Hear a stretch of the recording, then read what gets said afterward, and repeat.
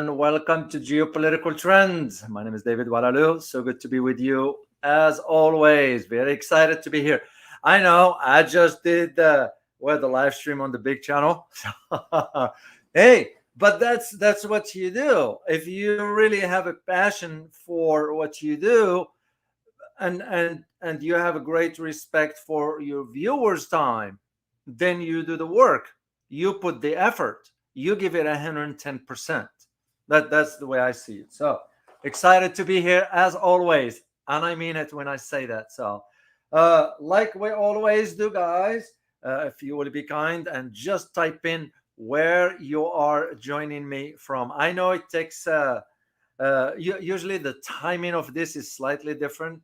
It's about 2 o'clock my time here. Usually I'll do the live streams around 12 o'clock. So it's just there are so many moving parts, and I will be leaving the country soon. So that's why I wanted to do this live stream for you, because I won't be available this weekend. And it's a short trip, it's not that far. It's going to be too many days. But and the reason I'm traveling, beside doing one thing, is I'm also going to fact check one particular information. So, and I will share it with you when I come back. Let's keep it a surprise for that. So, all right, let me see where you're joining me from, first of all.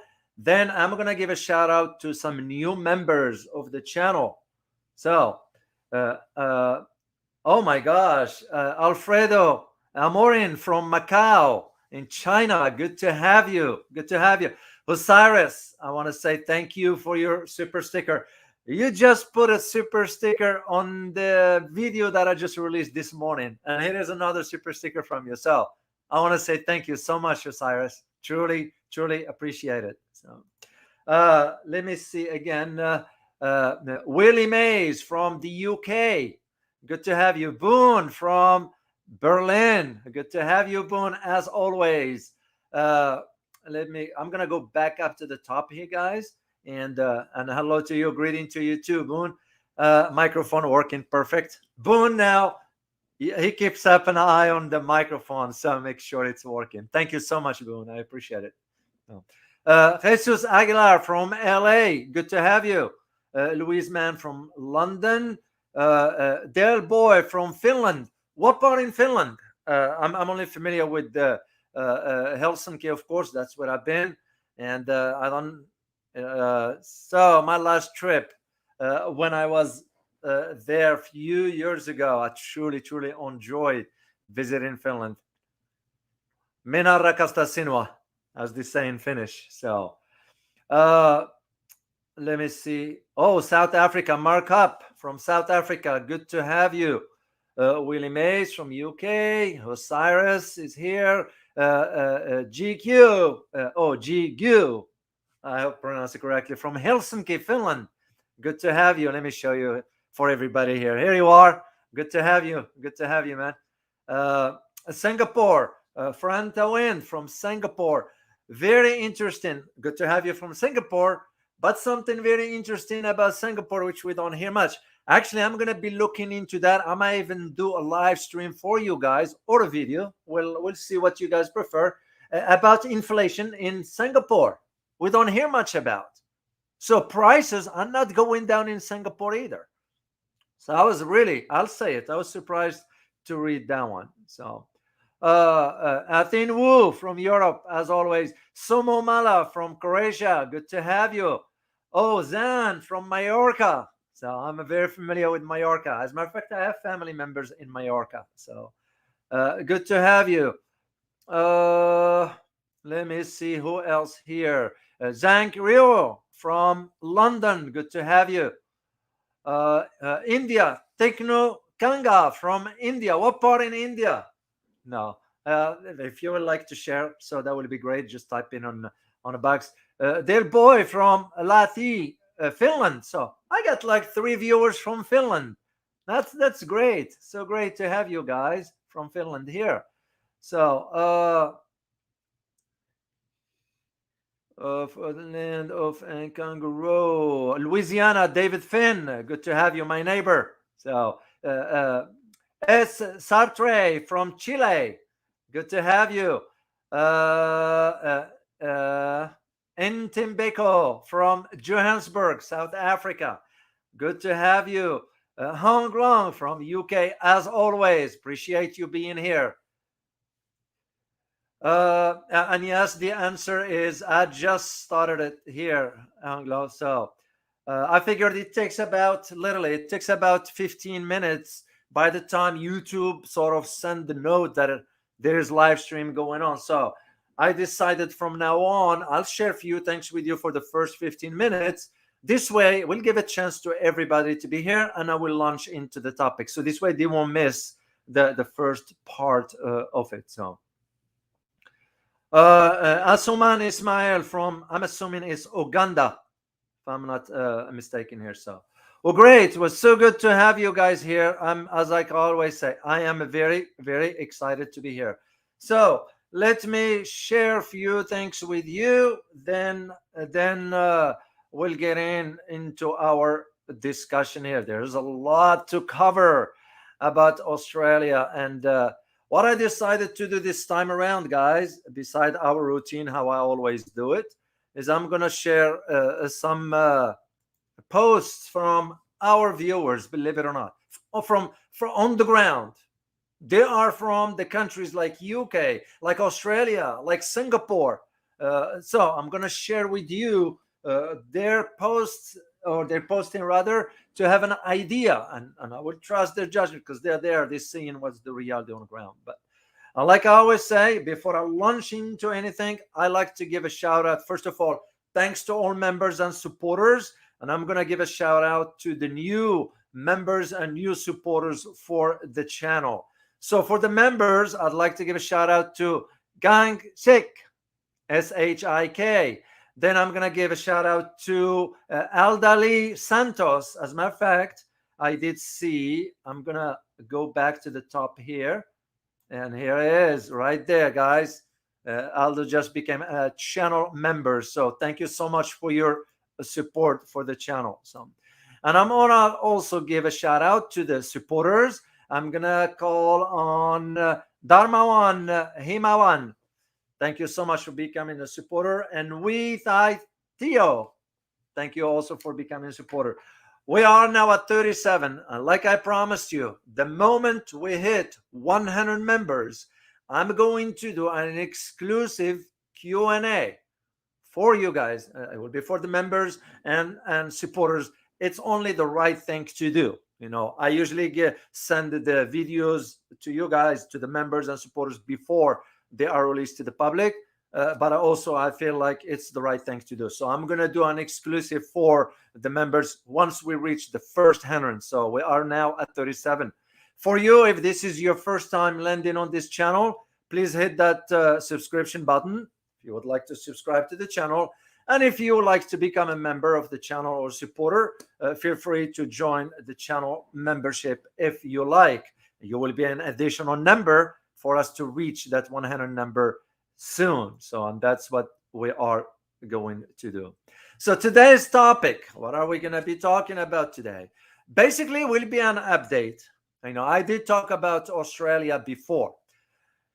And the reason what prompted me to talk about Australia, it's because I just did the video about UK, okay? And I think I might do a live stream tomorrow on the UK, really UK and the Europe, because we're going to have to keep them parallel. There is the Australia and there is Europe, both of them going downhill economically speaking. So today I wanted to do Australia to give you, first of all, an update, see where things are, and put certain things for you in perspective.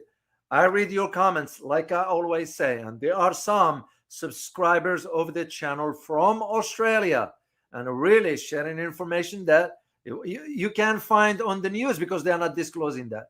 Let alone sometimes what I share here on the channel, they told me that they are not hearing this in their own media. Well, don't be surprised.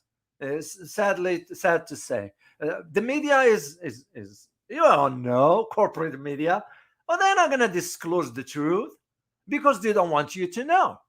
That's like the reality about the UK, and I'm gonna get into that when I further down into the conversation. So that's what I'm gonna be talking about. Then I'm gonna also provide you some sort of brief analysis, parallel of sort, to put things in perspective. Then I'm gonna talk about the big elephant in the room. What is the big elephant in the room, do you think? Well, the big elephant in the room is the possibility of the upcoming visit of the Prime Minister Albanese, the clown. I won't call him clown. Is incompetent. The incompetent Prime Minister Albo, who might be going to China. Yeah, it's like, go figure. You are talking about China certain ways, and yet you want to go and visit with them.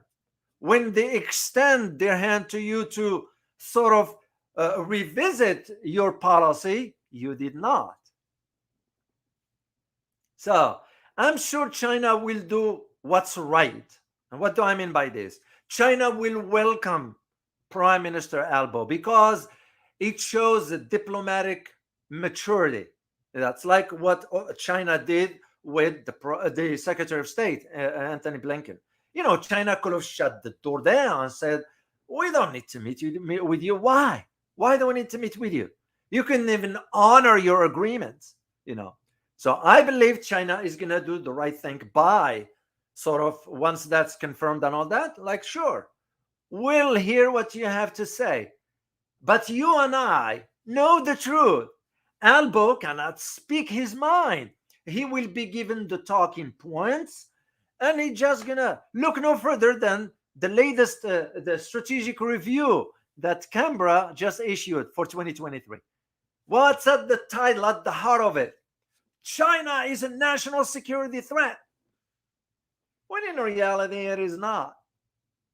You as entities inside Canberra, think tanks, you name it, you're gonna have to inflate and make the fear, create the fear.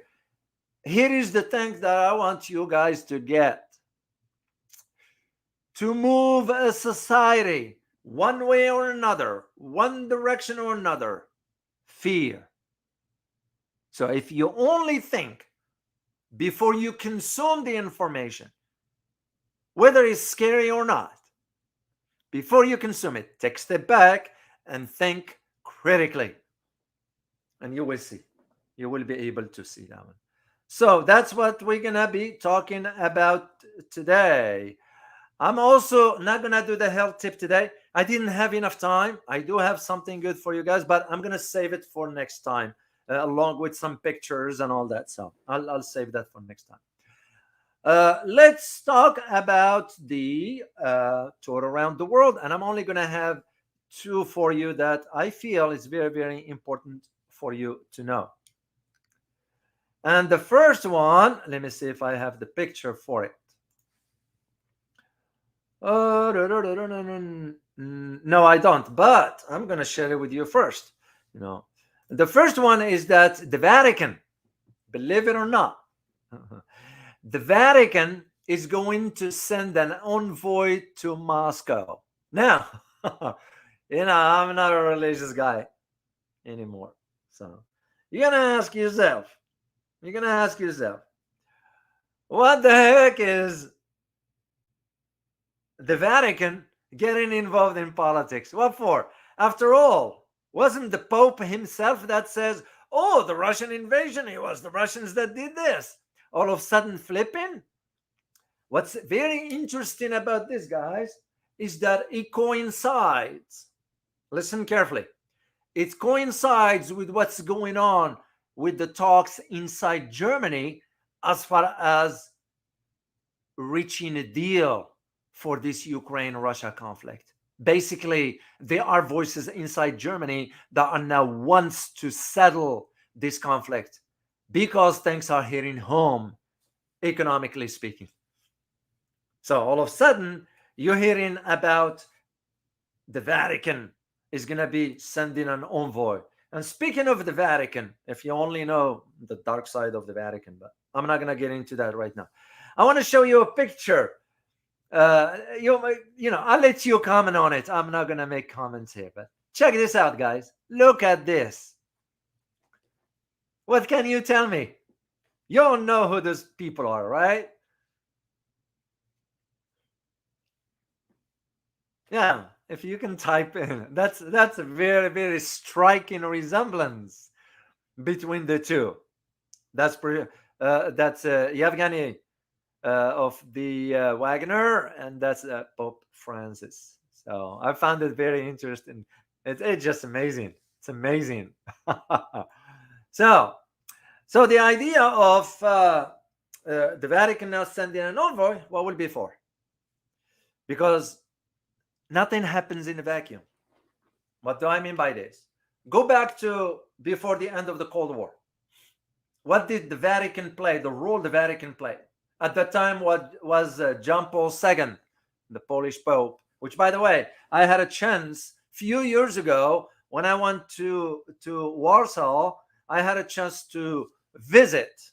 I didn't go worship at church, or I don't go to church, and I had a chance to go to the small church where Pope John Paul II back then he started his religious career, whatever you want to call it. So it was a small, tiny church and all that. So the late John Paul II did play a major role, believe it or not, in contributing to the end of the Cold War and defeating the Soviet Union. If you only know history, what took place in Poland during that time.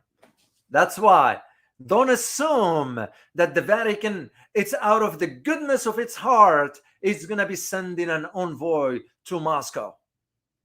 It's because the Vatican also has competition with the Orthodox Christians in Russia and the whole that area.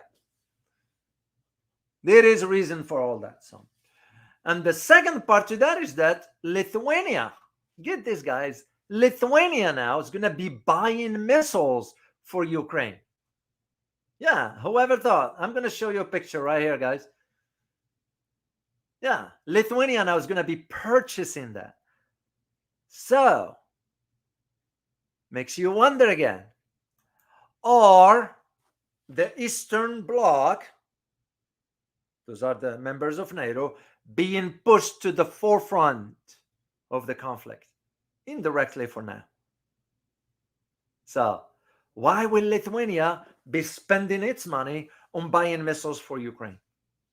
When we all know that things are not going well for Ukraine anyway. Ukraine, I think, and again, my personal opinion, and if you disagree, I respect your opinion.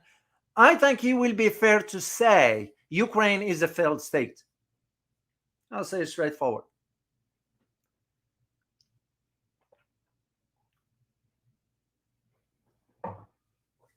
It's clear as daylight. I mean, if you look at the amount of devastation that's going on right there, and we're not going to talk about corruptions because we all know that's normal. All right. And now the Russians, by having Lithuania embark on this initiative, Russians now are very, very, very suspicious of Western military cadres being present. And it's not a news per se. It's nothing new. The Russians knew about this before, because Ukraine, there is no way they will be able to manage whatever. All we're providing them, the West, collective West, that is. And when you say collective West, who are we talking about? The US mainly, providing them intelligence as far as satellite stuff and all that. It's no different than what we did for the Saudis when they were fighting in Yemen. At that time, we were the one providing intelligence. Yeah, that's the point for that. And second one, before I'll jump into the topic, has to do with the economy. You all know who this guy is, right? That's Jerome Powell, the head of the Federal Reserves here in the U.S. By the way, if you happen to be an American, or maybe even if not, do you know that the feds have nothing to do with the government? So It has the Fed name, the Federal Reserve, but it's nothing federal about it. Most Americans do not even know that the Federal Reserve is a separate entity altogether. Think of it like a drug cartel, except this one is a bank cartel. So when you have a bank cartel, what do you think the objective is going to be? The welfare of citizens? No, not at all. It's to ensure, first of all, to keep the population dumbed down, not understanding the finances and all that. This is why our education system is messed up, is because even in business courses in the university, they don't even teach the basic understanding of the dollar value and how to deal with the monetary. They teach in the concepts and all those big words and all that, when the students end up being overwhelmed with that information because they don't even understand the basics of savings and expenditure and all. What's the point? Let alone now, when you think about the Federal Reserve, well, if you think Federal Reserve, what comes to your mind right away? Right away. What do you think comes to your mind? Just type it on the chat box if you like. Once again, like I always say, guys, I like to engage with you because we are here just to learn, all of us. So let me see. So by the way, what Jerome Powell, if you'll be kind typing that, and I'm going to tell you what Jerome Powell said. What he said basically, actually today, this morning, what he said was that a recession, just listen carefully again and put it within the context of what we're going to be talking about. Jerome Powell said that a recession in the United States following a decision, following a decision to raise interest rates is not the most likely, but certainly possible. Once again, just listen carefully. A recession in the United States following a decision to raise interest rate is not the most likely, but certainly possible. You can just see two opposite contradictory statements within the same sentence to throw you off. So an average citizen, it's going to fall for right away. Oh, is the most likely. It's not. I'm sorry. It's not the most likely. But he saved the bad news for the latter part of the sentence by saying, but certainly possible. That's no different than when the former Treasury Secretary Janet Yellen said, oh, the inflation is transitory. And once again, why is this important? Is to put it within the context of what we're going to be talking about in Australia, but also what's happening in UK, what's happening in Germany, in Spain, in France, Portugal, and the rest of the Eurozone, and even here in the United States. So that is what's important for you guys to understand. So let me go back and check to see if any of you answered or put in a chat room that particular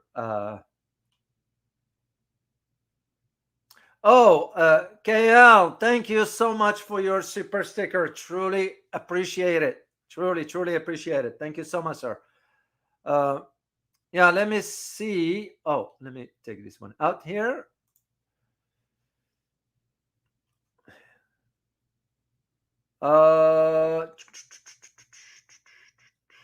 RG from Indonesia. Good to have you. I agree, Osiris. History repeats itself in a different ways. Yeah, absolutely correct. So I even forget what I asked you guys about Jerome Powell. Federal Reserve, big private capitalism. Yeah, that's true. And who owns the Federal Reserve? Oh, now I remember when I mentioned Federal Reserve, what comes to mind? What comes to mind is Wall Street right away. Why? Because the policies of Wall Street and the Feds will have to sort of go parallel. The benefits, Federal Reserves almost working on behalf of the Wall Street. That's usually how it works. This is why, if you go back in 2008, during the financial crisis, who did we bail out first? And the government at that time, the former president Obama said, "Well, we can't let them fail because we're going to have to bail them out." And by how much we bailed them out? $780 billion. Where that 780 billion came from? Tax money. Was it paid again? Was it repaid? I have my doubt. I don't know for fact, but I have my doubt, because the government would have disclosed that. Second, the government could have cut a deal with this bank that received the money, that it could be repaid in 30 years. That's why I won't trust them. Why will I trust what the government's saying? There is no such thing. It will be a colossal mistake to trust what the government's saying. That's just the truth, the reality of it. So, I'm looking at this. Let me just answer Ariel. Yeah, who owns BlackRock? This is why, guys. This is why I wanted to do that exclusive Q&A for the members once we reach 100. So if you can help me out with this, reaching that 100 number, we can get in and you can ask those kind of questions, because that's all I'm going to be doing. I will be answering your questions. So I'll take one by one, and heck, if it takes us 2 hours, be it, because it's your time and it will be worth your time for that. So BlackRock, BlackRock, the budget of it is worth about $10 trillion. The budget of BlackRock is more than some governments, established governments, sovereign governments. But BlackRock, which by the way already got a contract for reconstruction in Ukraine. Oh, there is no conflict of interest. Yes, it is. Yes, it is. It's just mind-boggling how the taxpayers in Europe are not seeing what they are seeing taking place. That they're funding something that has nothing to do with their benefits. It's no different than us here in the United States. So, which tells you right there, is all this by design? And it is apparently the case. So, all right, let me jump on our topic, because I'm going to get into this here. Oh, by the way,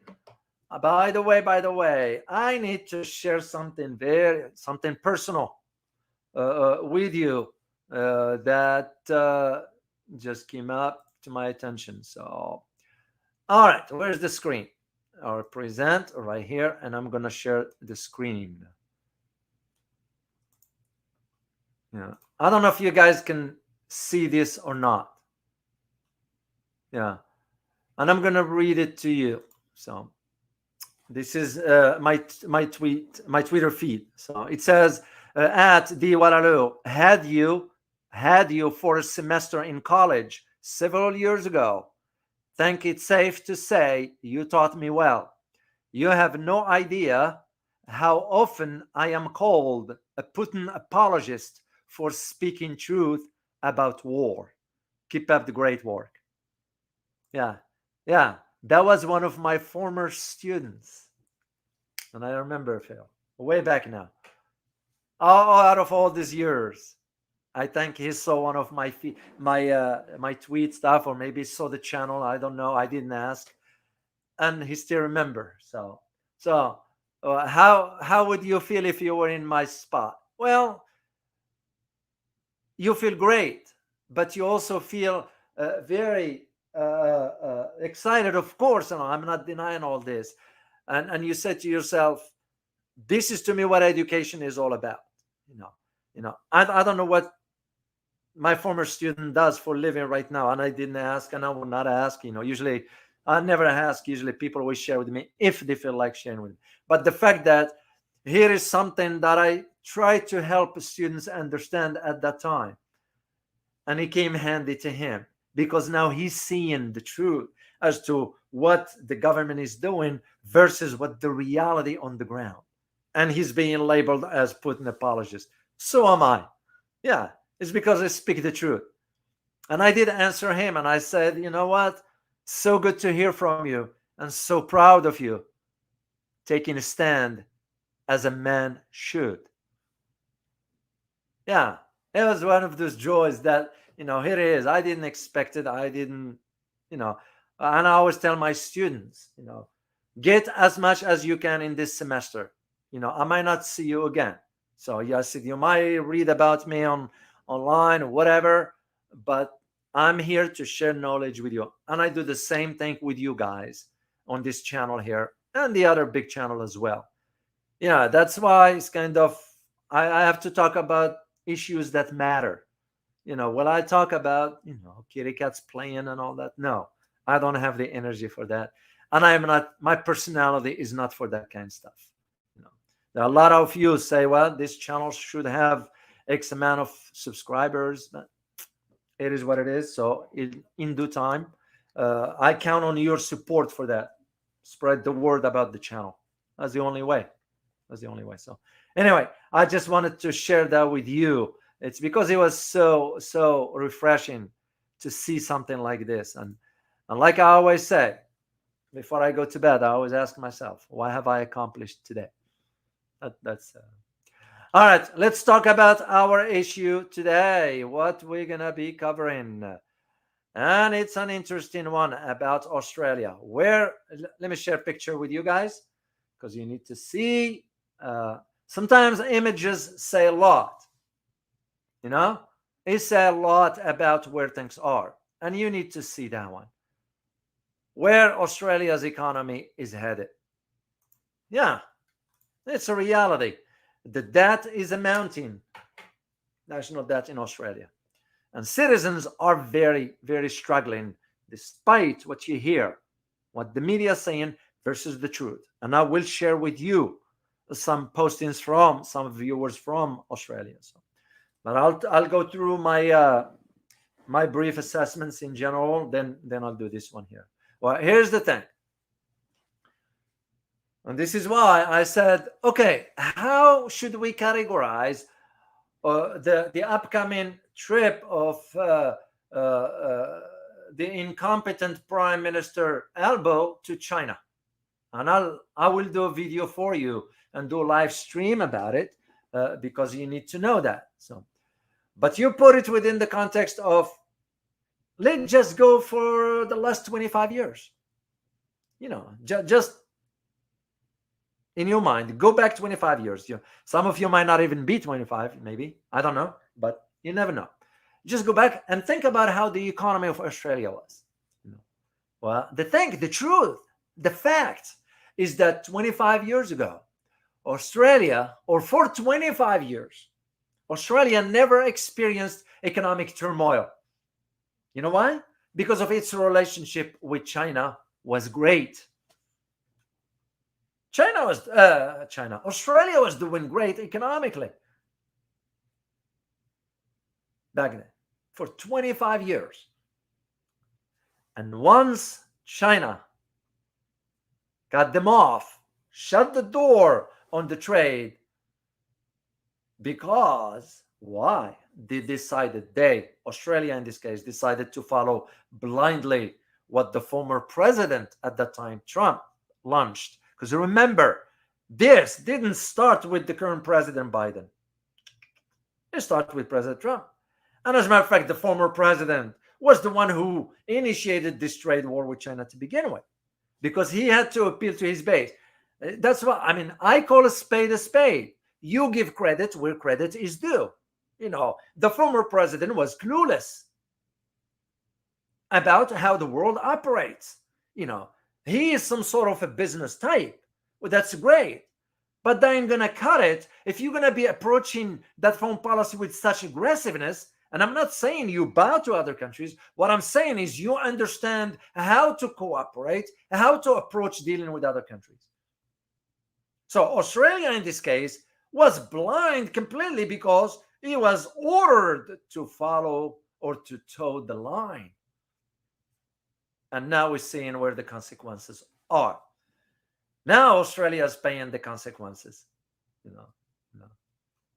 Maybe, I'm not joking here, but maybe now Australia needs to call on, I don't know, maybe Biden, maybe Moody, maybe Japan, maybe South Korea, maybe Germany to save them. It won't work. The hard truth is this, is that the outcome of the Australian economy does not look good. It does not look good because where things are going. Yeah, their economy is not going. I feel comfortable, or let me ask you a question. Of course, I might ask a question before I'll get into the detailed stuff, but do you think, just on the top of your head, based on what you know, don't assume, but based on what you know, do you think Australia's economy is heading for recession? Just type in the answer on the chat box if you like doing that. So, Australian economy is fading with full rate raise. I'm sorry, with the full rate rise that is their central bank is going to be doing, because the impact is going to be coming soon. And this is why I'm saying, are Australians' hopes to fend off sort of recession despite the global economic danger? Nah, what the media is saying versus what it is are two different things. So, and one of the things you can look at it in the economy usually, and again, I'm not an economist, just to put this on a record, but I've learned the basics of the economy among many sectors in the economy, because you can have your economy depend on one commodity, like in the case, for example, on Saudi Arabia. The economy has been depending heavily on oil. That's about it. So you think about it. What will happen if tomorrow there is no oil in Saudi Arabia? So Saudis cannot put a car together. Doesn't have, this is why they are going with these diversifications. In the case of Australia, the trade that it had with China was kind of making it rich. China needed the raw material access to those. Australia was getting money for that. Its economy was doing good. Its businesses were doing sort of a lot of trade with China, till they decided to embark on a failed policy, ill-conceived beyond imagination. And this is what I said earlier. You draw the parallel between Australia, Germany, and UK, France, and other Eurozone countries, and the US for that matter. The US to a degree, because our economy is larger than Australia's. But in the case of Australia, it just like shot itself on the foot. I argued this a year and a half ago, almost 2 years now, that what lies ahead for Australia economically is not going to bode well, is not going to be well. And here we are. So one of the key issues that Australia now is having is the housing issue. Australia has fewer homes per 1,000 people than the average other nations in the Organization of Economic Cooperation and Development. So when you look at it on, for example, quarter-on-quarter GDP, the growth in Australia cooled down in first quarter. And this, of course, it's coming in below market expectations, because the market in Australia was saying, we could see signs of recovery. Same argument that I said last time when I did the video about the UK. The mainstream media is going to report. Of course, they're going to report what the financial sector is telling them to report, so they can give that rosy picture about the economy, when in reality it is not. So consumer spending in Australia decelerated very, very fast. And why is this? It's because the sustained inflation. This is why I shared that picture with you guys here. This one. It's no different than what's going on in the UK regarding, despite what the government is saying, that inflation is sort of going down. If it is, why prices are keeping up? Why prices are not falling down? And I will share with you later on some postings that put an emphasis on this. Then you got for example, certain external sectors in the economy that posted a negative, get this, negative contribution to the economy. And why is this? It's because a rebound in import. They all tied. The whole sector of economy is tied. This is intertwined. It's a globalized economy. Australians shut government, that is, because it's the people that's suffering. Aussies are. Average Joe, average Jane in Australia.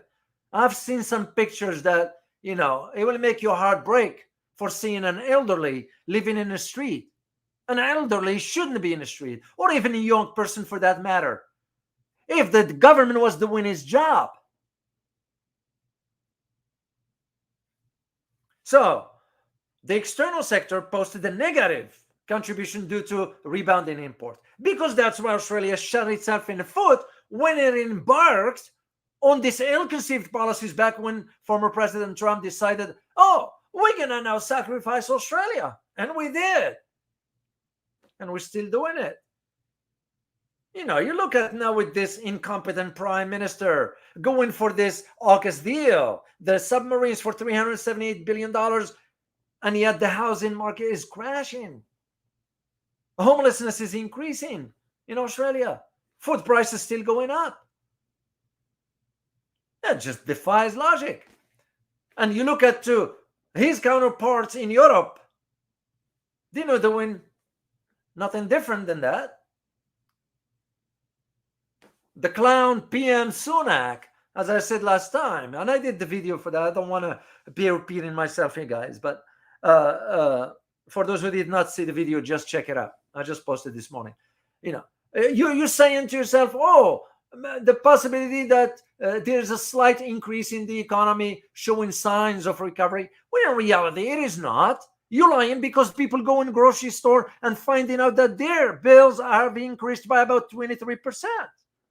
So how can you justify this? You as a prime minister giving or lying to the citizens.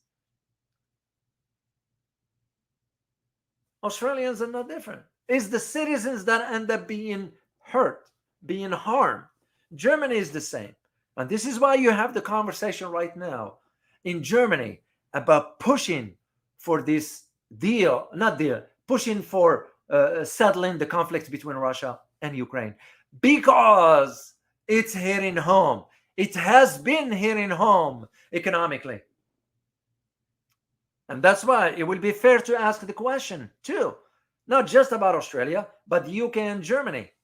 Do you think those two economies in UK and Germany are also heading out for recession, including ours here? So if you take the four, and you may add Canada to the mix, and I am about to find out about Canada soon.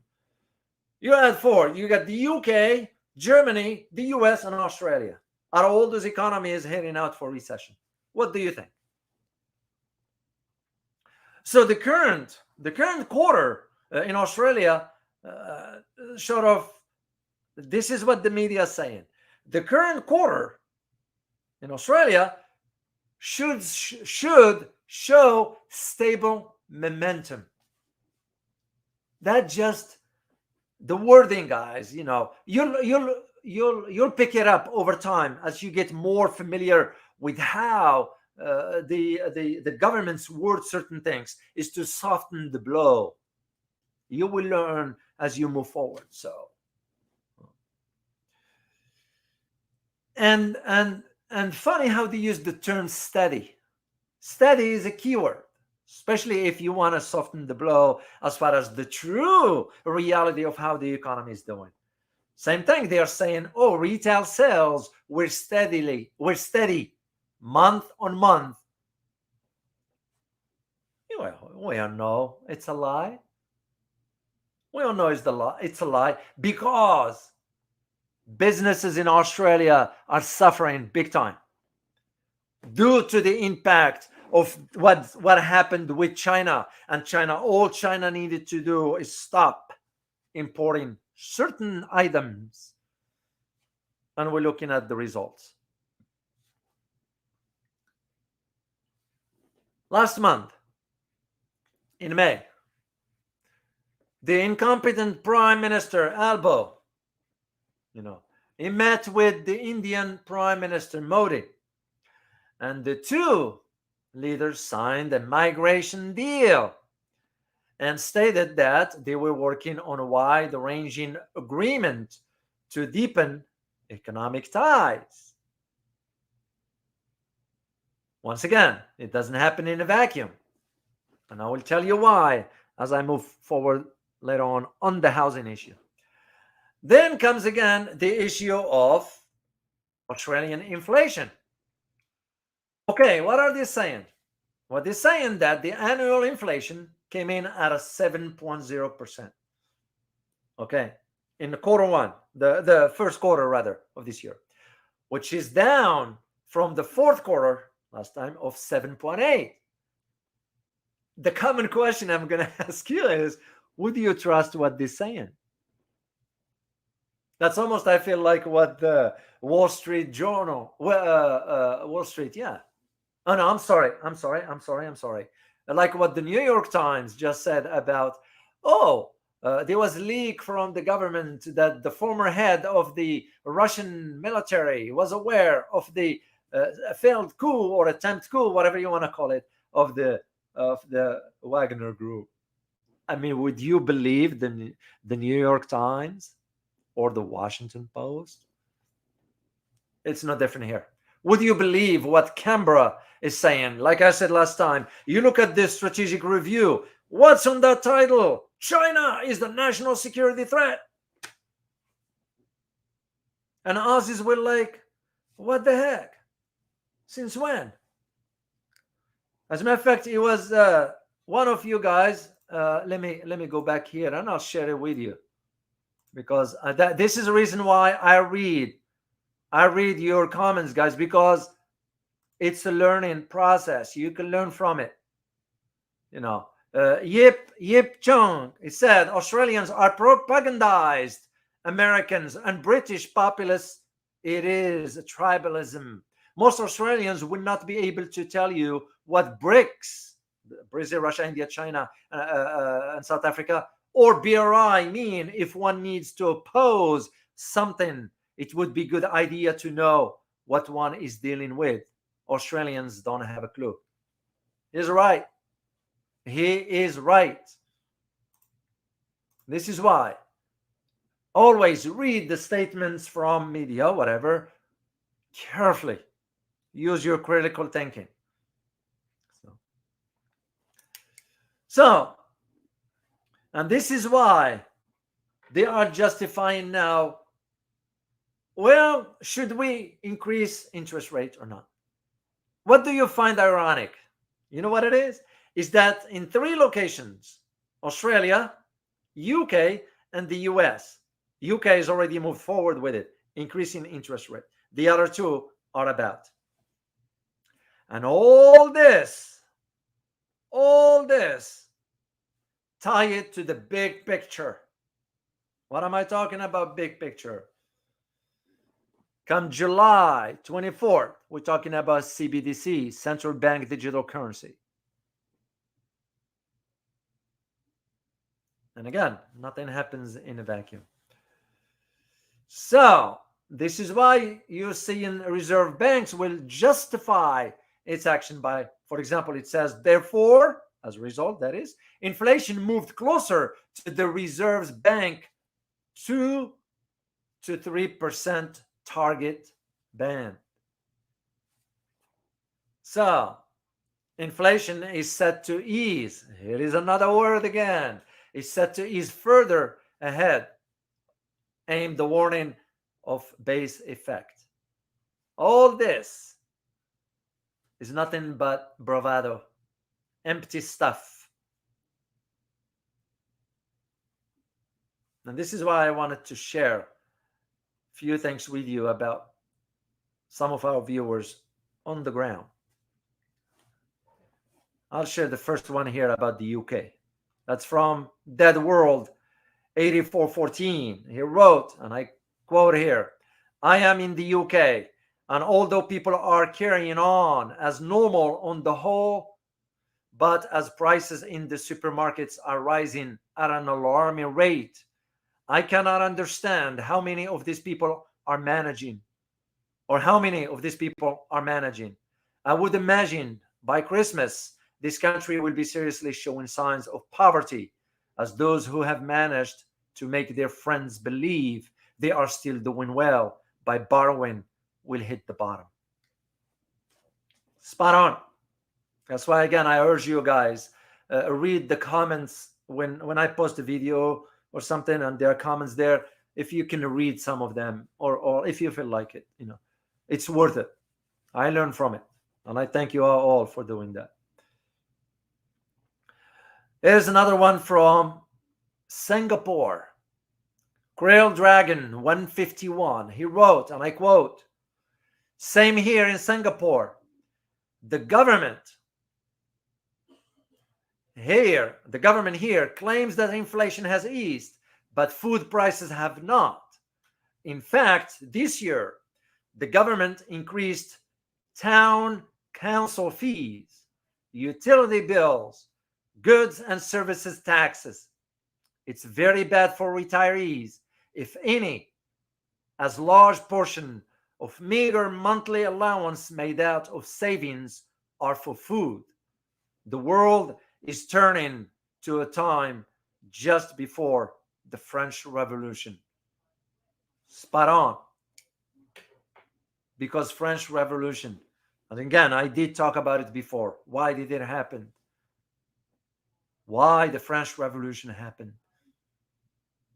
And it happened because the widened gap between the poor and the rich got wider, but also it happened because France was indebted so much because of its foreign interventions. They were all over the place. To be all over the place requires amassing debt. And when the chickens came home to roost, people back then, the poor people, start to feel, what is worth living for? What are we working for? I feel it's the same thing some of us Americans are asking. What is the point of it all?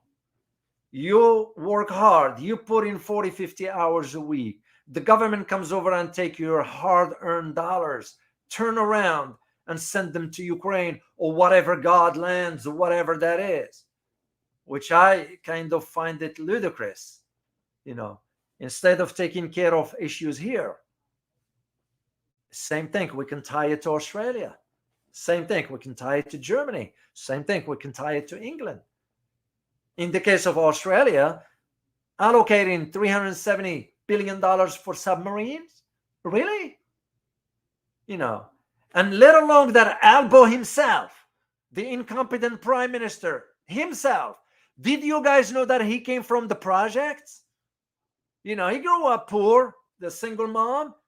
He was living in projects, and yet wanted now to undermine the Australians, not even having that ability to afford a house. The UK, the clown Prime Minister Sunak, calling for, well, we got to support Ukraine. What about that average Joe, average Jane in the UK? You won't understand the reality because you came from damn elite group. You're going to advocate for what's good for the elite. Let alone you, the clown PM, cheated the system by not paying about £20 million or 28. I don't remember the exact number. Cheating the system in support of his wife, not paying that. Where is the fairness in the system?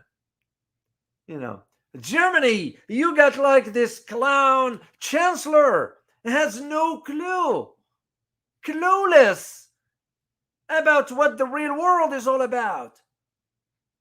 Harming the Germans, because now German citizens their things are beyond what they can afford.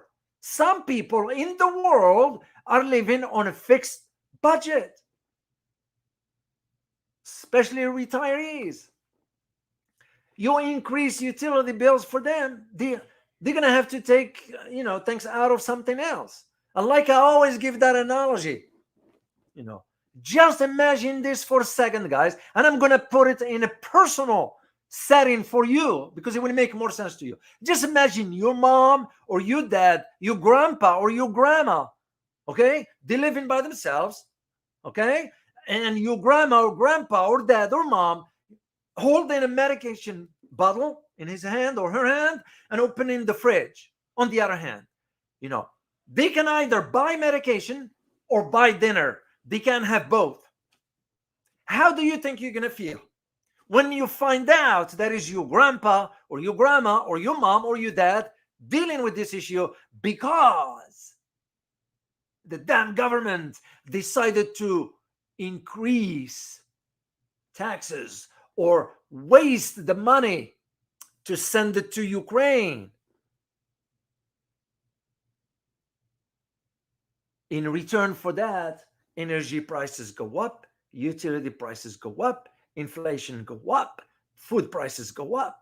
And your mom or dad or grandpa or grandma who is living on a fixed income all of a sudden and happens to be on medication, which is another what's another factor that wish he wasn't there, because the whole big pharma thing, which that's another, I'll be happy to do a topic for you guys about all. If you only know what big pharma's plans are. That's why I share these health tips with you guys. That's my way of wanting to make sure you stay in a good health, because your health is the only asset that's going to last you. Money comes and goes. Wealth comes and goes. Cars comes and goes. Houses comes and goes. If you lose your health, you're done. So that's the reality of it.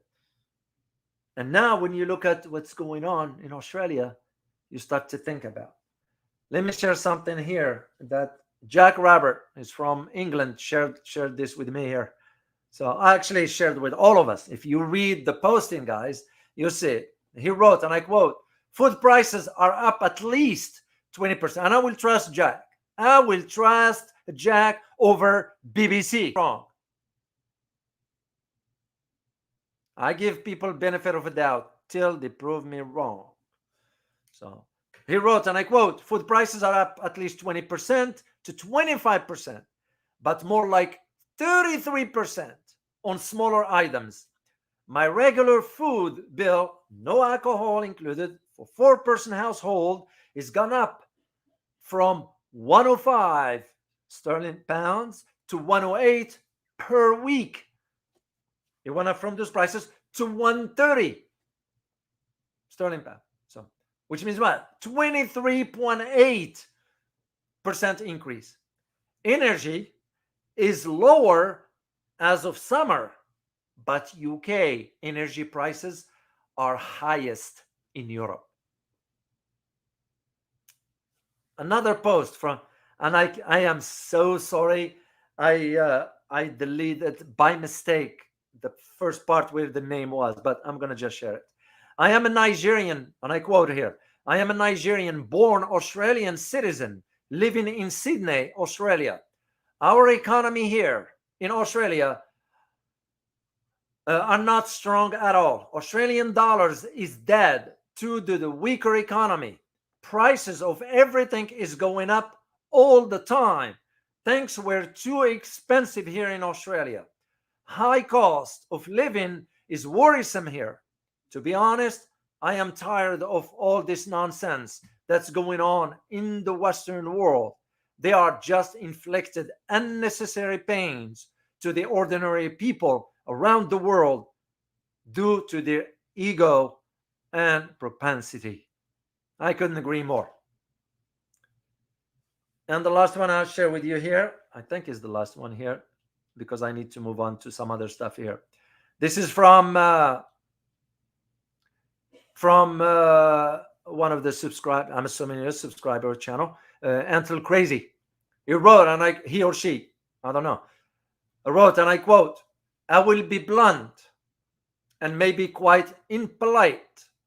I heard few times both Albanese and Morrison spoke. Since China reduced a lot of buy-in from Australia, it always seems to me that both prime ministers ascribe the decline in trade to China." Yeah, shifting blame. What do you expect? That's usually what a weaker person does. FYI, in general life, anybody you come across people like that and they shift the blame quick, that's a weak person. They are not willing to face the truth and reality and accept responsibility. And that you need to be careful with people like that. I continue here. Put the blame entirely on China. This is very curious position. China did not do anything on its initiative to try to hurt Australia. But Australia has been very aggressive towards China since COVID back then. I understand that this could be due to their need to stage a drama, Australia that is, to take a strong position in front of the voters. But the intensity of their accusation is, I always found, they spoke as though China owed them money. It sounds like we should always buy from them, and not buying from them is a crime. The attitude is very arrogant and loathsome. If I were in a position to influence our national policy, of course I can't. I would totally object to buying from them ever again. So, what does it tell you all? Those are just some samples here. And there are some articles, by the way. I'll be happy to share them with you. That I think Jack, not I think, it's Jack that shared this with us here. I'll get you guys the link to look at it here. And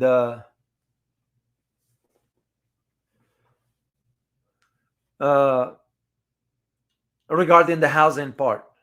So let me share the link with you guys so you can have it. And all right, let me see. Here it is. This is one link here about the housing thing, if you feel like reading on it. So housing in Australia seems to be very, very, very problematic. And the reason being because what just happened about, I think, a week ago.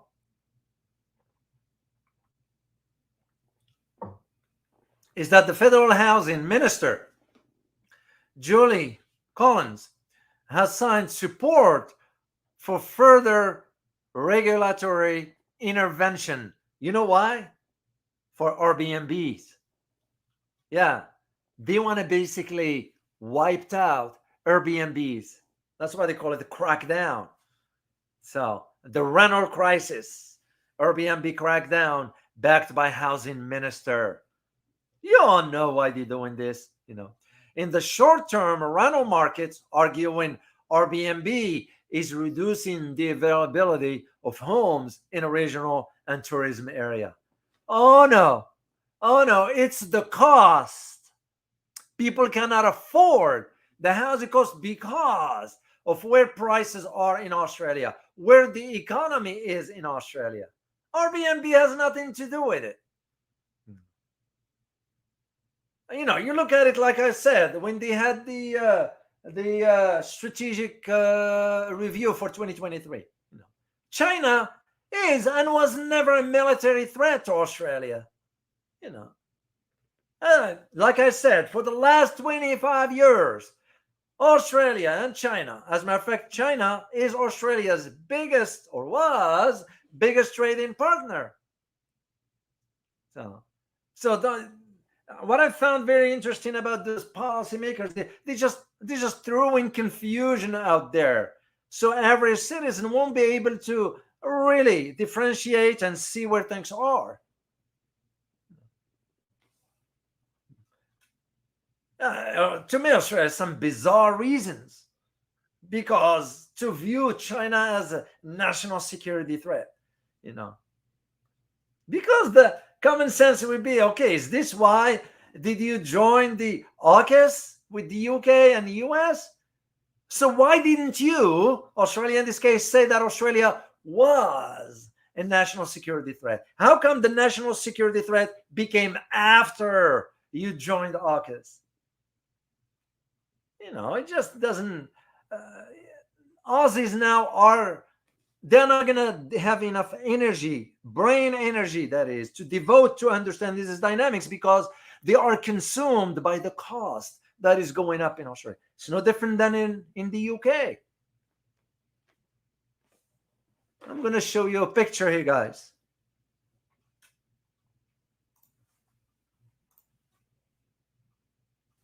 This is in Australia. And I checked it. This is where people are sleeping. It is a painful one.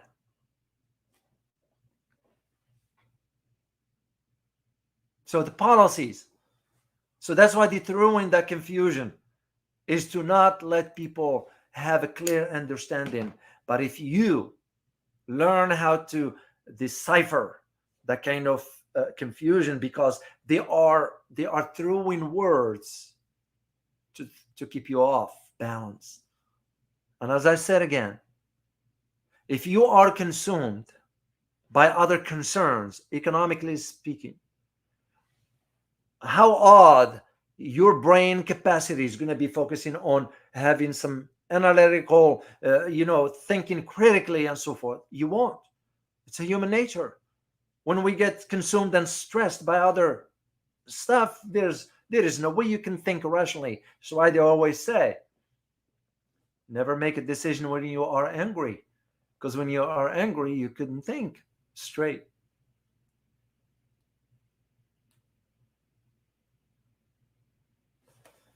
The truth of the matter, or the fact of the matter, is that the present Aussie government in Canberra want to go to China to open full trade like what it was before. This is what the incompetent Albanese is hoping for.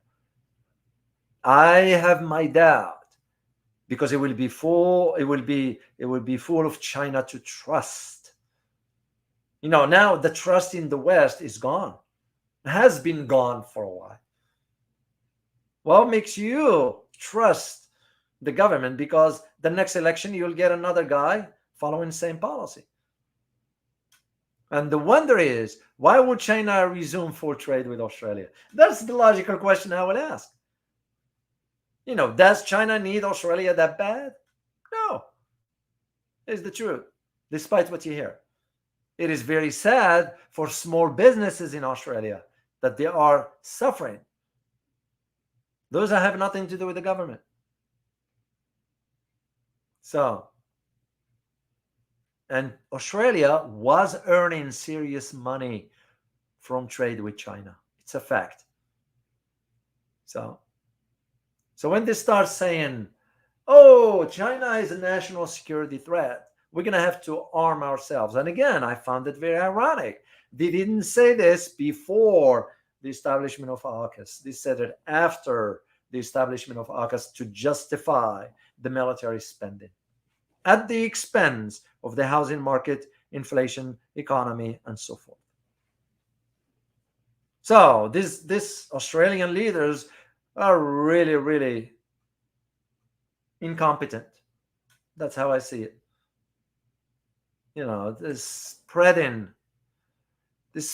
this kind of exaggerated news about, for example, New Zealand foreign minister having an intense dialogue with King Gang, of representative of China. So I get further confirmed that many of these Anglo-Saxon politicians are very jealous, if I may use the term, and prejudiced in their minds. Otherwise, how would you explain this behavior? like was written in the article, I remember, and this is not my word, by the way. I'll put it in quotes because it belongs to someone else. They put that the bad human trait is deep in its blood. End of quote. There's some truth to that. There is some truth to that. Let me show you something else. I'm going to share this link with you because you need to. And again, Jack, I give Jack the credit for this because he's the one who provided all this for us, for all of us to learn. So thank you very much, Jack, on behalf of everybody. Uh, so, and I'm going to share it with you guys because you need to see. It's very, very important. Let me present here, share screen, supermarket, and right there. There we go. You guys see it, right? Yeah. Monthly food inflation tracker revealed food prices changes broken down by range, supermarket and grocery items. And once you go and click on each one of them, for example, I'm going to just click quickly here on inflation 23. Look at the numbers. The tracker says it's dipped to 16.9% from 17%. Yeah. Oh, it's dipped from to 16.9% from 17%. That's how much they think people are stupid. They're not going to be able to realize, what are we talking about here? And the graph will tell you everything you need to know. Look at the prices here on the market. Yeah, you guys can see this one here. Look at the numbers. This is the time between March and May 20th this year, of course. And look at here towards in May.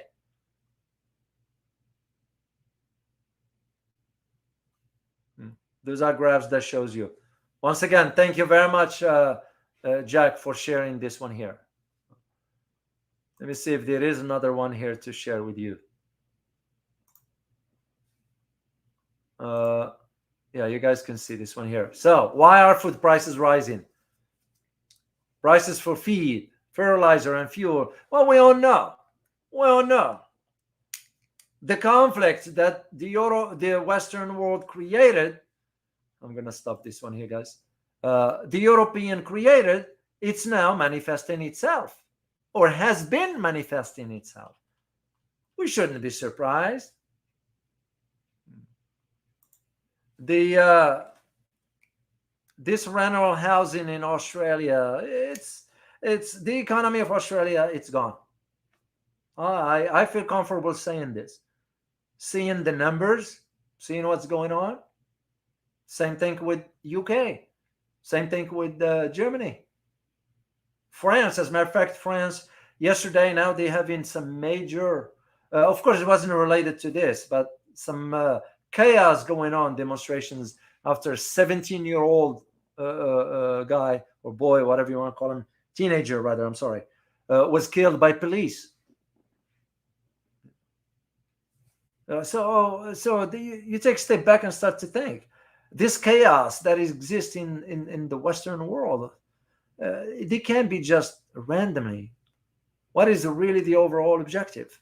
So I did, by the way, be on the lookout for a video, guys, that I'm going to be releasing soon about why President Biden called presidency a dictator. There's very surprising reasons to why that term was used. And I go behind just the terminology, and I provided them a brief analysis. The video is with my editor right now. He'll finish it, and I'll launch it for you. And this is again why you need to put things in perspective. As I said, I'm going to be checking out on a particular fact check it rather on a particular issue that's going on right now in Canada. And as I mentioned earlier in the other channel, that the Canadian now is going to pass legislation basically eroding the freedom of speech. And we all know what it means. Canada will be, first of all, isolated. And second, Canada will be gone. Not physically, but gone. Canada used to be held at the helm of really a country that has a great respect for human rights. Yes, there were some abuses back then, especially towards the indigenous people. We all know this. It's not a mystery. But with the government of the current Prime Minister dictator Trudeau, things went too far. He went too far. So I'm be curious to know or see how things are going to move forward. At some point, Canadians, Canadians are nice by nature, but don't underestimate them. They can push back. So, and it makes you just think the big picture. Are all this by design? If it is a design, what is the objective? And that's what I disclosed in the upcoming video. I hope you guys get a chance to watch it. So, all right, let me see what else I need to cover here. And basically that's, yeah, I talked about all the key. Yeah, like last time I said, I didn't do the health tip. I will do them for you guys next time.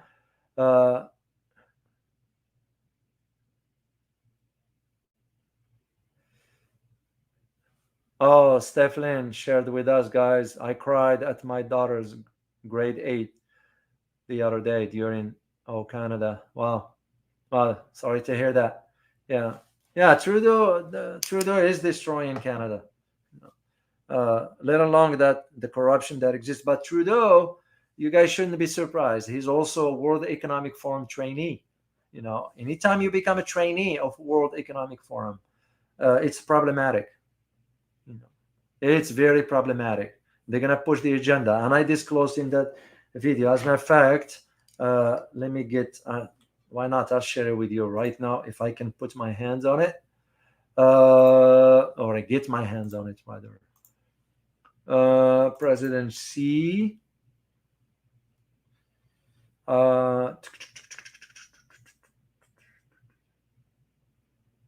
Yeah, I'm gonna share it with you guys about the big picture. This is a snippet from the analysis that I sort of put together, a brief one. Remember, for the videos, I do them very short to the point. I don't like to. And thank you to all who've been suggesting. Like one wants me to do a video about France after World War II, I believe. And I will take a look at all those suggestions. One of them asked about Haiti, to do a video about Haiti, and I will look in all this one. But here's what I wanted to share with you guys, because you need to understand it. So let's never forget. The one thing you shouldn't forget, always, as I say, big picture. And you put it within the context of what Canada's doing, what Australia is doing, what Netherlands is doing, what Germany is doing, what New Zealand is doing. Okay. What UK, of course, that goes without saying. UK basically just has to follow its masters. So what else? Spain to a degree, Portugal to a degree, because I feel comfortable saying those countries won't matter. They won't matter economically. That is why. Then you got the Scandinavian countries. You got Sweden, Finland, Norway. Mainly is going to be between Finland and Sweden, but even you might not see much from Finland, but you see more from Sweden. Sweden, it's easy now. They found out these entities that's managing this global order, they're finding out that Sweden is easy to push. It's easy to push because they got no backbone to stand up. Finland is slightly different, especially what just happened recently with their voting, that they got rid of the former prime minister, who's, by the way, also, I won't call her a trainee of the World Economic Forum, but she did work for the World Economic Forum. She's too young. I have nothing against her, but she's just too young for that position. She did not understand really the depth of where the issues are. And that is why Finland ended up embargoing on. I must admit, I didn't see that coming as far as Finland will ever, because they lived in peace with the Soviet Union and the Russian Federation for the last 50 years. 50 years. They had nothing to worry about. Russia never moved any tactical nuclear weapons to the borders. And Finland, when I was in Helsinki way back, and the distance there closer, you can just hop on a train and head out to St. Petersburg. I didn't go, but I was like, the Finns are fine. They know that their neighbors, Soviet Union and Russian Federation, they got no issue with it. So I was very, very, very, very surprised. And I even devoted a section in the book in which I argued the idea that at this moment, the moment when I wrote the book, I said, I don't see Finland embarking on being in NATO. And here it is. So surprising. So this is why you put this within the bigger context. And what I thought about is the idea, as I said, let's never forget, we are in the midst, in the midst, of both World Economic Forum, declared Great Reset, and the UN, the United Nations Agenda 2030, which is basically identical with the Great Reset for two main objectives. There are only two, at least what I gathered in my own thinking and analysis and seeing the trends on a global level where they are moving. The two trends that I can think of is massive population reduction, and second is the total control. And this is why digitizing everything. We're moving into the digital everything, basically. This is why the central banks wants to push for the CBDC, the central bank digital currency, and majority are refusing that. They don't want that. So, but because it was, let me get the term right here. It was one term called transhumanism. That's basically digitizing everything, including money and human brain. So, this is why I say you think of the big picture and connect the dots, because it becomes on you. I mean, for me personally, I can share all I can share with you, and I would not hesitate to do this. And you guys know this by now. You know this. As I always say, your time is worth a lot. It means a lot to me, and I would never waste your time, because I don't want my time to be wasted either. I will never do that. This is why you have to think of the big picture. All the chaos that's going on, it's not in a vacuum. So what Australia end up embarking on, it's by design. The sad part of this all is the citizen that end up paying the price for all this. So, and if you like me one day to do a topic about this, really, what's the big plan or who's managing that, I'll be happy to do it. Just leave me a comment and I'll be happy to do it. So, all right, let me see, guys, if you have any question here, and I will answer one or two. And I am gonna be thinking about doing a video on what's going on in Canada. Yeah, that's another request, by the way. Somebody, I forgot the name, I'm sorry, but somebody mentioned, can you do a video on Canada, where it's going? Yeah, it's worth doing, because Canada is going some direction. Oh my God, I never expected it. If you would have told me 10 years ago, just 10 years ago, oh, Canada is going to be going this direction, I'll tell you, you must be out of your mind. Where it's going. Canada, by the way, is running into a serious financial problem. Very serious. Canada's retirement funds. That's one thing, citizens. I don't know if they know about it or not, and this is what concerns me the most about this new legislation that now the government of the dictator Prime Minister Trudeau trying to pass, because that will limit the flow of information. It will only be the information that the government wants people to know. Well, obviously, if it is the case, what do you think is going to be? It's going to be the information that suits the government's agenda. So there will be no criticism of the government. There will be no challenge of the government policies and so forth. Then where is democracy into all this? That's why I always fall back to that point. Democracy is nothing but an illusion. It's a consumption of ink, no more, no less. So the financial crisis in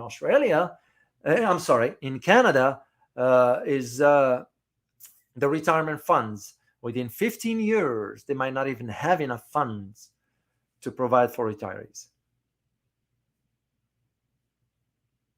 And let alone with the policies that the current administration is doing there, which is following in the footsteps of both the United States and the World Economic Forum.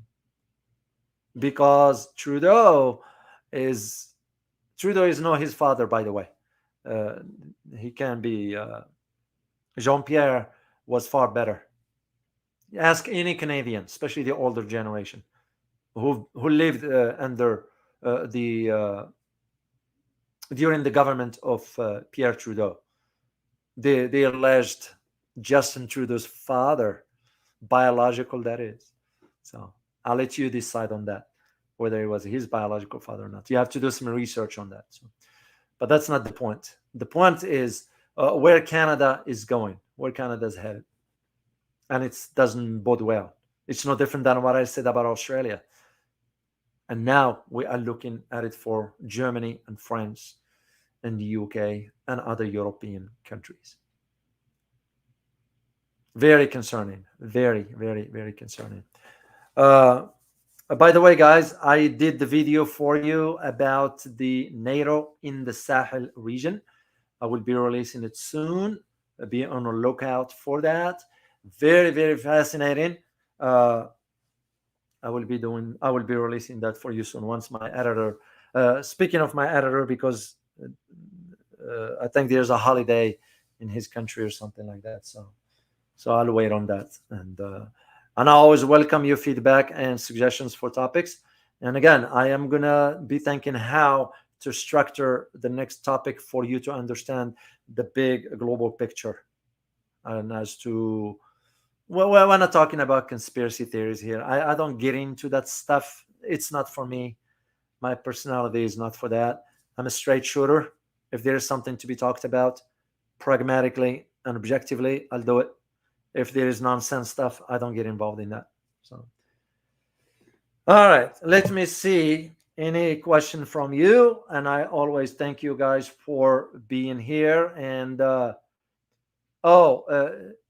JNX, please do a session on the spiritual aspects of this agenda. I am really interested in your take on this topic. I'm not following here. Spiritual from which angle? Yeah, if you can specify in a comment or something at least, because I need to. This is very, very broad. I need to be specific, and if I am to do this just on the top of my head, I'm going to focus on the financial aspect, for example. I'm going to focus on the control of the economic resources, okay? And I'm going to focus on, for example, how if you want to make the society sick, what would you do? How to make a society sick, and why would you do that? What would be the objective of it? Yeah, if you can just elaborate later on in a comment section, whatever, I'll be happy to consider that one. So. This one from JD. Please tell us about UFOs. Will US use the technology to overthrow government? Star Wars, what do you think all of this UFO stuff is about? Well, that's a very, very, very interesting topic. I'm gonna do, I think, one on the big channel, but I will do another one for you guys here. That would be from different angles, because I can't be repeating myself.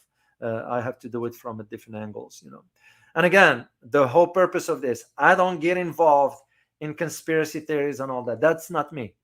I just don't have time for that. What I'll talk about, what's subjective. So in the case of the UFO, for example, just to briefly share whatever I can share with you, is that the idea for us here, the United States, yes, we hear about the supersonic of the Russians, the hyper supersonic of the Chinese and all that. But never forget that we do have some stuff that will, they can outmatch it. We're talking about, this is why you hear the term, and I'm going to say it for you here, exotic weapons. Exotic. That term is used for a reason.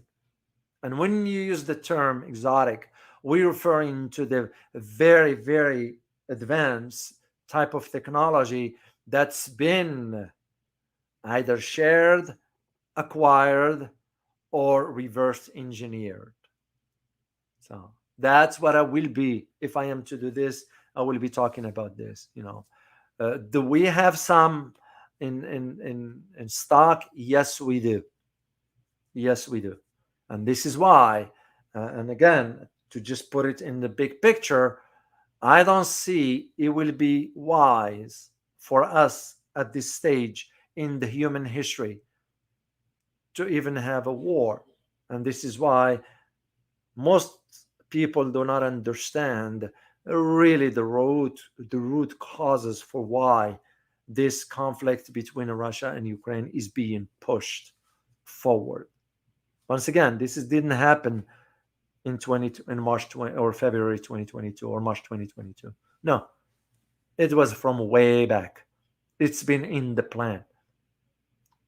But my point is not about that one. My point is about if these exotic weapons will come into use, where will that leave us as a human race?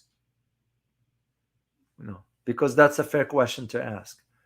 And that will make you think about the idea of, yes, there are those that's been thinking in terms of, oh, the conspiracy theories, UFOs, and all that stuff. Well, literally, I mean, let's just put all the prejudice and all the bias and everything aside. And then I'll ask you the simple question. Do you think, in your opinion, you don't have to be a scientist, you don't have to be astrophysicist, you don't have to be an analyst, you don't, average Joe, do you think we are the only one in this universe? I mean, come on.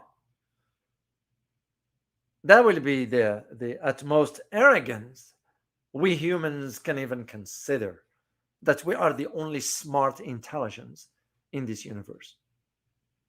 When in the universe in itself, they are more finding out more and more that the 14.7 billion years since its inception, that might be just the beginning of something that is before that, a universe out of a universe, because it goes beyond our capability of comprehending. And why is this, you may ask? Is because you think about the capacity of your brain. How much do we use? We humans, we all share this. How much do we use? Approximately 10%.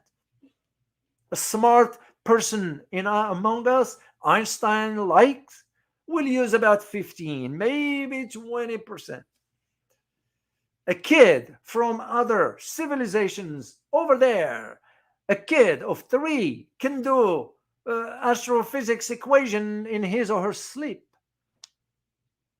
It's because you can't compare. And for us to be thinking we are the only living creature in the universe, that just defies logic. So, and that's where that idea of this exotic weapons comes in. So we do have. So, and I don't think so it will be wise for us to even any military conflict. Let me just put it in a simple terminology. Any military conflict will not be very well. Will not end well for the world, because of certain types of weapons that exist. And could it be that the intervention from some other beings, you call them whatever you want to call them, but could it be that some other intervention from other beings is for the sake of our safety? Not about. Because if there is one logical thing to ask yourself is, what do we have to offer other civilizations up there? What do we have to offer them? What can we offer them? Nothing. They don't want anything from us, because some of the civilizations will be about 100, 200, and 1,000 years ahead. Heck, we didn't even break through type 1 civilization. We didn't even break through that. We are still at 0.72 on the scale of the Kardashev. That's not even type 1 civilization. We're not even talking type 3. We're not even talking type 4 civilization. So for us to be thinking, oh, we are the smartest, we are the only, no. That's arrogance. That's what it is. It's because we don't want to admit our what's the word I'm looking for? failure. Yeah. I mean, look what just we are doing in the world right now. Look what we are just doing with the conflicts and creating this, creating that. Instead of thinking in terms, how will it be? Had the world cooperate, all of them, you know, who are we to dictate to another country how to live and what to do and so forth? How about live and let live? Cooperation, and we all will be in peace. And be in peace, then you just move on in life. When your time is up, you move on to another dimension. You call it whatever based on your religious views. If you are religious, I don't know. I respect people's religions, and I usually don't get involved in a conversation. It's because even a religion, you're gonna have to put a question mark on it. You know, knowing what I know, for example, about the Vatican, the dark side of the Vatican. And by the way, I'm not pointing fingers at all religions have that. There's the same in Islam, the same in Judaism, the same in Hinduism, the same in Jingoism, and the same in you name it. They all have, because it's man-made. You know, Once you have this, you sell the. It's That's another conversation for another day. But you think about it in terms of once we finish our journey here and we cross to another dimension. How about if we all live in peace and live it, when our time is up, you live it in a good conditions for your kids or your grandkids, and you move on. You move on to another dimension where you're not going to need this physical world, because this is just physical stuff. It's just stuff. No one knows.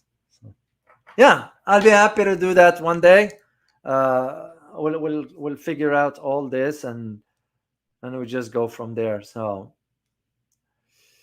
all right, let me take one more look at any question from you guys. And once again, I do appreciate you for the civilized conversation here. So I really thank you so much for that. I truly appreciate it. It's a reflection on our platform here, because you are part of this community. So it's a reflection on us. This is why when I share information with you, I have to make sure I'll check. It's because my name on it, my credibility is in line, and I would never ever uh, sort of hinder that, because I worked hard to be what I am today. So, Jonathan Gibson, you might interview Robin, Grabby Aliens, Hansen on life probabilities, alien motivations, why they should. Yeah, that would be great. I haven't, maybe on the big channel would be easier, but I am thinking about it down the road. I just need to grow the channel a little bit bigger. So that's why I'm hoping a lot of people who might watch this for the first time will subscribe, because that's the only way for it to grow. So if you can help me out, spread the word, that will be very great. I will really appreciate it. But yeah, I will consider that one, of course, and reach out. And there are some, by the way, that I reached out to, like for example, Professor Sachs. I did reach out to him. I reached out to Colonel McGregor. I did reach out to Scott Ritter. I did reach out to Professor Wolf. I did reach out to some. Some are busy, some never responded, and I kind of respect their space, and that's the way it works.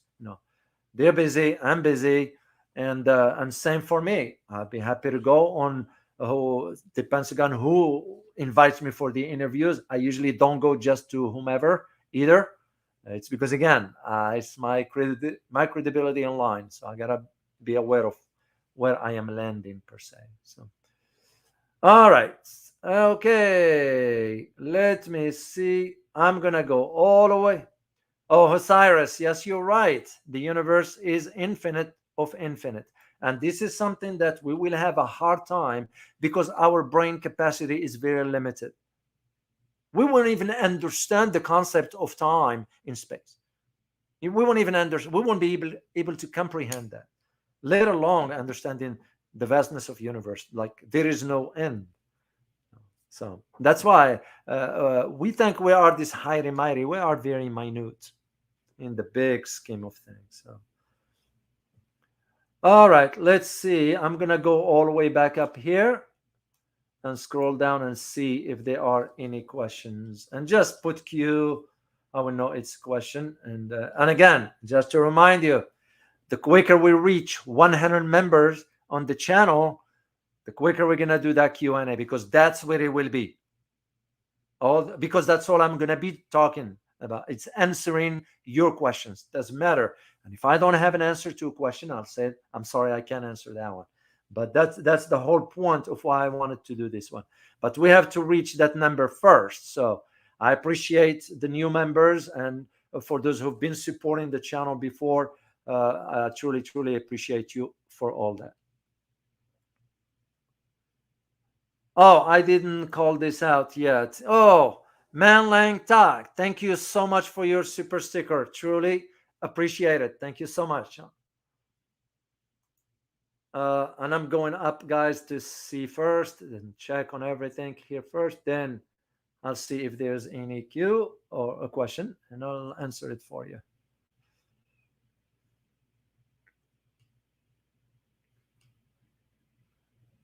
Yeah, and I'll think about this question of the UFO stuff. And I know it's been a lot of conversation recently, but again, I personally don't follow the crowd. I'm not a follower. I don't follow. In the appropriate time, and once I figure out exactly what I can share and what I can't, then I'll go ahead and do that for you guys. But in the meantime, I am thinking about doing one about Canada. It's because you guys need to know what's going on with that. And I am going to check into Singapore to figure out why the government is not disclosing that information. And it's Singapore sort of playing both sides as well. And if it is, why? Because I do know at some point there were some Singaporean government got a heat from the U.S. government about some financial dealings. So that is. So I don't know. I don't know. So okay, here's a question from Hong Luang. Oh, I'm sorry, not this one. It's right here. Question: wasn't Modi called a dictator? Hence, why Biden called Xi a dictator to deflect attention from Modi? I do not know, and not to my knowledge. You mean, did the President Biden called Modi a dictator? That I am not aware of. What I'm aware of is that Modi, Prime Minister Modi, has been criticized a lot for allowing the treatments of the minority Muslim in India, to the point some of them were killed, and without his government doing anything. So that's why I'm saying, I said this last time, India has those ethnic issues that needs to be resolved. Because India is an old civilization, it's always has those kind of different ethnic groups and so forth, which is great to have. But also when it gets out of control, that becomes problematic. So I do not know if President Biden has ever called Modi a dictator or not. But I am aware, and as I said, I made the video, and I will disclose that for you when I release the video, so you'll see it. So okay, one more question, and I'm gonna sign off, guys. I need to work on something quick here because I gotta leave the country soon, and we'll see you next week.